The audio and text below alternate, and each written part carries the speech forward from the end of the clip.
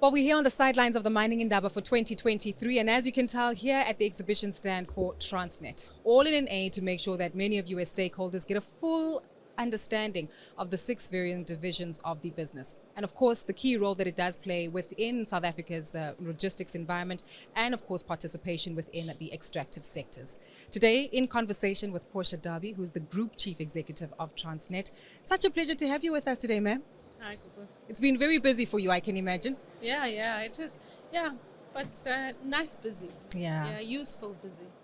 I like that, a useful busy, because I think so often we just think busyness is some way interpreted into productivity. But a useful busy is something intriguing for us to hear as stakeholders, because when we think of Transnet, we're well aware of the challenges that it's facing. And I think let's start there. It's almost 3 years for you in this job, not your first Mining Indaba. What makes 2023 different for you? I suppose when I think about it, and I suppose on reflection, when I've spoken about maybe the thing that we should have been a lot clearer on was the fact that it takes time to get to a point where you can start talking about the changes that you're making, because a lot of the changes, if you're going to make lasting changes, is that you actually have to invest time getting people to that point, because companies are not run by machines, they're run by human beings. And frankly, I think we don't spend enough time considering the psychology of the human.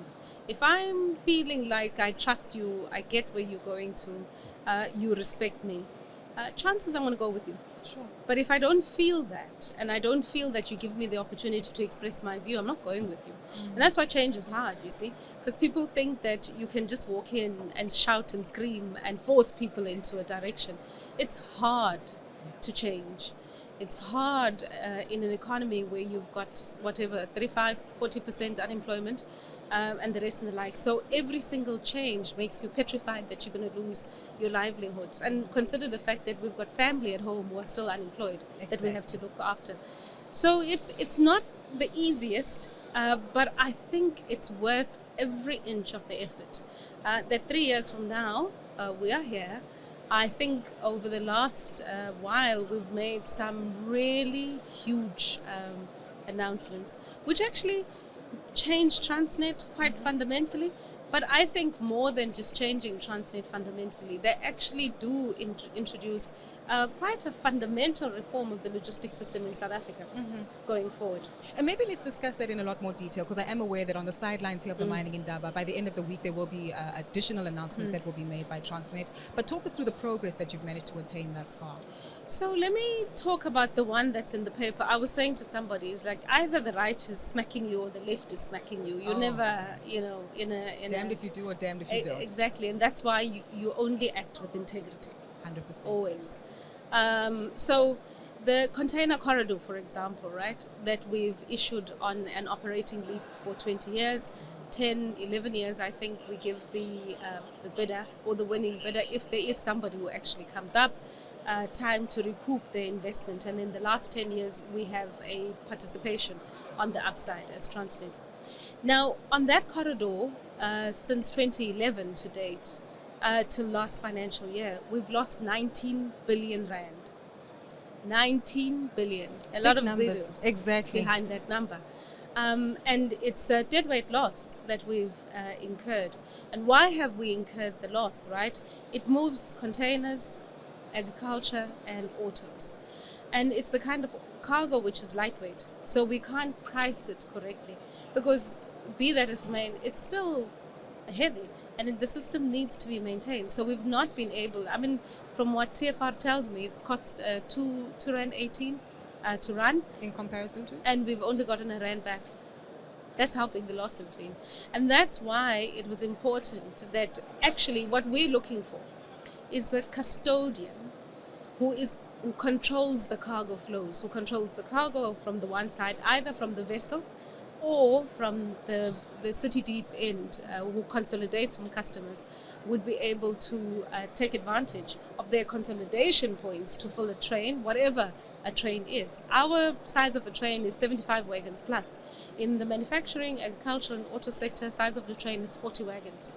So clear limitations there. Yeah, so you do need somebody who's got a totally different operating model to our current operating model. Now, you can't have the challenges that we have, that you have to deal with, and then still say to yourself that you're going to go and learn a new operating model, we'd be killing South Africa.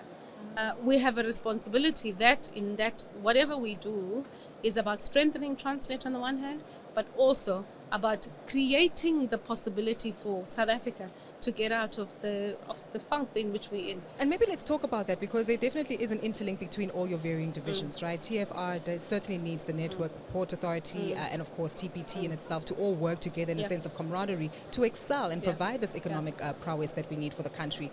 Where are those challenges? And I guess, what have you found in terms of trying to iron out the kinks within the interlinkages there? Well, so if you stand back, I mean, on the bulk commodities, because I'd be uncomfortable with the creation of the notion that trucking has no role to play. Trucking has a big role to play in the last mile, and even in mining, at 50 kilometers, it's still more efficient to use a truck than to use a train. But anything beyond that, you ideally should be on trains. Truth be said, from a policy perspective, I think it's about time that we sort of start looking at banning trucking for ores, because that's what eats away the roads, and we can't stop that, because the thing is, if people see that there's a market and there's demand outside, then they're going to go for that. So that's the one side. So if you are TPT, Transnet Port Terminals, you need to have a business that's able to take both truck as well as rail as efficiently. Even though some of your infrastructure wasn't originally designed for that? Well, in the ports, for example, in the container ports, like Durban, Cape Town, actually, and even NCT and PE, and the port of PE, because that doesn't change even if the city has changed. That's rules. The port of Port Elizabeth, those actually take trucks. So they take trucks and rail. And in fact, in the manufactured space and autos and agriculture, about 97% of the cargo, or in fact not 97, probably I should be saying 87% of the cargo comes on road. Yeah. So the ideal number that you end up, and it's not just a South African problem, by the way, it's a global problem. If you're those types of cargoes, you end up at about 20-30% on rail. Got you. They just never pay their full cost. That's it. And in most other countries, right, you wouldn't have manufactured located 730 kilometers away from the market they export, especially if you're exporting. You're normally located at the port. Because let's not lie, logistics is a dead weight lost.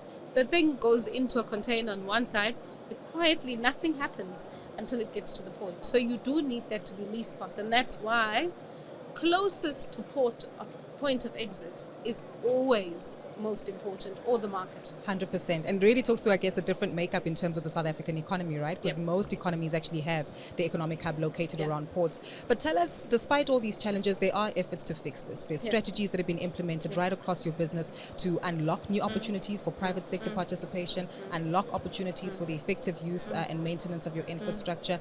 Give us more insight there, including expansion across some regions in the continent. Well, so first of all, so when you watch the third-party access, for example, and I hold to our script, because it's not a lie, it's our script, because that's what we were doing. There isn't a policy framework yet for third-party access, because normally. So some might say, why do it? Well, because we understood that we've got two assets, right? We have track as an asset, and we've got rolling stock as an asset. What we've historically done, we look at the money that we have for rolling stock to determine what we're going to do on the track. But the minute you separate these two issues, right, you end up having track, you optimize on track, and you optimize on this side. What's the net? Much higher than what we've been doing. 100%. We should be able to get much better revenue, because now instead of selling one thing, we're selling two things at the same time. That's why we started. One. Number two, we'd never done it before in South Africa. No one had ever done it. So did we know what we were going to find? No, we had no clue. So we wanted to see what we would find. We went for 2 years on purpose because we wanted to unearth, was there enough interest, and there was extensive interest. But then we also wanted to understand what were the challenges, what would we need in the environment for you to have viability. Also, we have to be very careful. So when we come back with the next scheme, for sure, we'll have some long-term contracts and not the same 2 years going forward. But we also wanted to make sure that we don't once again exclude emerging players. Yes. Because black guys today don't have the cash to be able to buy locos and wagons. Yes. So it's essential that you create the leasing environment, because what are we going to do with the truckers who've bought? What are you going to do? You can't ignore the fact that they've made these massive investments in trucks. So we have to have some way, pretty much like they did with the Rea Vias, where they took in the taxi industry and they found a way. We have to figure out how we're going to bring them into the system. Help us understand where you are within that particular process, because we do understand that there's been some calls for resistance, and confusingly so, from big players within the mining fraternity who are saying, hold on, this actually isn't speaking to transformation as you are. Well, I mean, I don't, from everything that I've been hearing, on at least on the third-party access, and we've been talking a lot to the guys who have aspirations of being the train operating companies, the ones who are the shipping lines, because actually those are the people that need to come into the system. Yes. You want people who are third-party logistics service provider, who are not tied to a commodity, so that they can be able to price services to everyone. There's more than enough of them who are interested to come in. I'm glad that you mentioned that, because it obviously speaks to further engagement, and I'm hoping that we'll see results of that in the months to come. Speaking of this strategy, and of course we are moving in the month of February, where typically we'll hear from National Treasury on the budget speech. And just over 2 years ago, Transnet undertook a very extensive investor roadshow, looking to raise capital to reduce your debt burden, and of course plagued by historical challenges that have impacted the entity. What progress has been made so far in order to reduce these fiscal challenges? So I have to say, I mean, it's credit to our Chief Financial Officer, Nonkululeko. She doesn't like it when I go on about her, and our Treasurer, Andre Pillay, magic people, I'll say, because I was a little bit worried about going into this $1 billion $1 billion bond issuance. Yeah. I was anxious because I was looking at the news that was around Transnet, because I know for a fact markets are run by sentiment at the end of the day. 100%, and ratings agencies with their negative views. Yeah, but more than that, I mean, for me it was, so I was anxious, I won't lie. I know that they were extremely anxious as well, but my rule in life is that I'm not a specialist in that area, they are. If they say that's where we're going, I go. I can only just question, given my experience and my understanding of economists, but the market taught me years ago that economists are not of much value. When I spent some time on the market, when the guy said to me, Portia, the shoulder is here. I don't care about your data that's coming out. So I remember this from my youth, right? But also the banks that supported us in the issuance. There were some fantastic humans in the room as we ran that. So when we ended up with $1 billion oversubscribed, with a 5-year bond, unguaranteed, because frankly a lot of people didn't think we would get it unguaranteed. But it was once again that thing that foreigners often have such a more positive sense, and I suppose more a realistic sense of the world relative to ourselves. So they have I suppose the thing that I was taught to do by my erstwhile mentor, should I say, Alec Irwin. Alec used to always say, you're in the forest. Now get out of the forest, go to the hill. And then look at it from that perspective. That's and then, then you're able to actually see what it is that you are doing. So I suspect that they have that vantage point of not being directly near. So having a successful one, it's important. 5 years and also a foreign bond, because we also want to diversify. And $1 billion would have been just too much. The markets is not deep enough to be able to take one hit, Transnet, $1 billion. But what we do want to do is continue getting into the market now and again. But actually, most importantly, we need to solve for a particular problem of the companies that we have, where we get paid 30 days or 60 days after we've delivered the service. So we have a bit of a cash flow problem on the fund side. So until such time, and that's why these partnerships are crucial for us, we quickly need to build up a cash pile so that we would be able to then have this buffer that currently we have provided by banks with the facilities and things like that. That's really crucial, because that's where real control, I suppose, of our finances lies, and we are determined that we will move in that direction. Got you. Yeah. Portia, I want us to wrap up by speaking to 3 stakeholder groups maybe. We're at the mining indaba, so certainly speaking to some key players within the mining fraternity. speaking to the average South African, where some of us might feel disgruntled and we just look at Transnet as a state-owned entity that perhaps still has yet to deliver, and of course members of the investment community. What's your message to each of these three stakeholder groups to continue to journey along and collaborate with Transnet to ensure the economic success not only of South Africa but the Southern African region and the livelihoods of people therein? So, I mean, for me, the mining industry, we've got to work better in terms of having a sense of where demand is going.